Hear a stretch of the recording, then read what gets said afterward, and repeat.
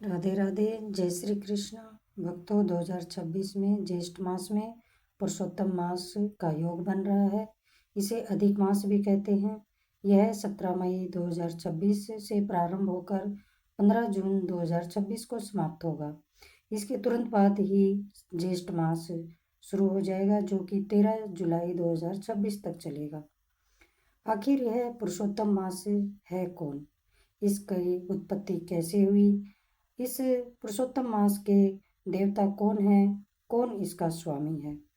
इस सब के पीछे कौन सी पौराणिक कथा है? आज की वीडियो में आप सभी को मैं यह बताऊंगी। सूर्य के धनु या मीन राशि में गोचर के दौरान जो समय रहता है उसे मल मास या खर मास कहते हैं। लेकिन हर 3 साल में चंद्रमास के बढ़े हुए दिनों को सौर मास में समाहित करने के लिए एक अतिरिक्त मास या एक अतिरिक्त महीना जोड़ा जाता है, जिसे अधिक मास कहते हैं। इसे पहले मल मास और बाद में पुरुषोत्तम मास कहा जाने लगा। इस मास में किए गए दान, पुण्य, स्नान आदि सभी धार्मिक आयोजन पुण्य फलदायी होने के साथ ही ये आपको दूसरे मासों की अपेक्षा करोड़ गुना अधिक फल देने वाले माने गए हैं। पुरुषोत्तम मास में सभी नियम अपने सामर्थ्य के अनुसार करने चाहिए। जितना हो सके उतना संयम यानी ब्रह्मचर्य का पालन करना चाहिए।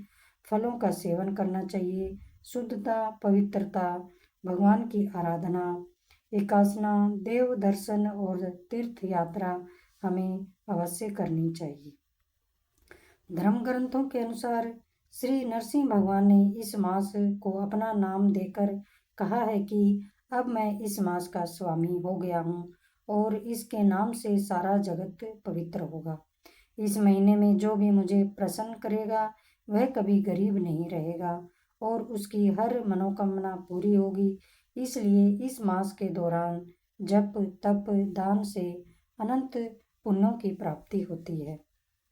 कहते हैं कि इस पुरुषोत्तम मास के पीछे उस पुरुषोत्तम मास की उत्पत्ति के पीछे भी एक पौराणिक कथा है। कहते हैं कि दैत्यराज हिरण्यकश्यप ने अमर होने के लिए तप किया। ब्रह्मा जी प्रकट होकर वरदान मांगने के लिए कहते हैं तो वह कहता है कि आपके बनाए हुए किसी प्राणी से मेरी मृत्यु ना हो, न मनुष्य से, न पशु से, न दैत्य से और न ही देवताओं से। न मैं भीतर मरूं, न बाहर मरूं, न दिन में न रात में, न आपके बनाए हुए 12 महीनों में, न अस्त्र से मरूं और न ही शस्त्र से, न पृथ्वी पर न आकाश में। युद्ध में कोई भी मेरा सामना न कर सके। आपके बनाए हुए समस्त प्राणियों का मैं एक छत्र सम्राट बनूं। तब ब्रह्मा जी ने कहा तथास्तु। फिर जब हिरण्यकश्यप के अत्याचार बढ़ गए और उसने कहा कि विष्णु का कोई भी भक्त धरती पर नहीं रहना चाहिए, तब श्री हरि की माया से उसका पुत्र प्रहलाद ही भक्त हुआ और उसकी जान बचाने के लिए प्रभु ने सबसे पहले 12 महीने के जगह 13 महीने का उत्पन्न किया, 13वें महीने को उत्पन्न किया और जिसे कि अधिक मास कहा। इसके बाद उन्होंने नरसिंह अवतार लेकर शाम के समय देहरी पर अपने नाखूनों से उसका वध कर दिया। इसके बाद चूंकि हर चंद्रमास के हर मास के लिए एक देवता निर्धारित है, परंतु इस अतिरिक्त मास का अधिपति बनने के लिए कोई भी देवता तैयार न हुआ।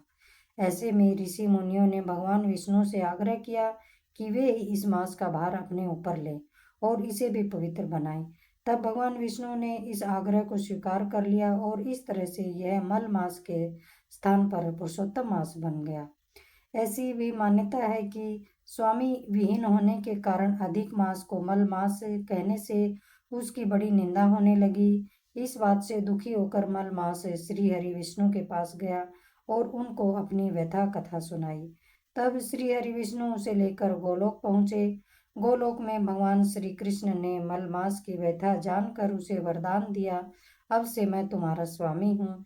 इससे मेरे सभी दिव्य गुण तुम में समाविष्ट हो जाएंगे।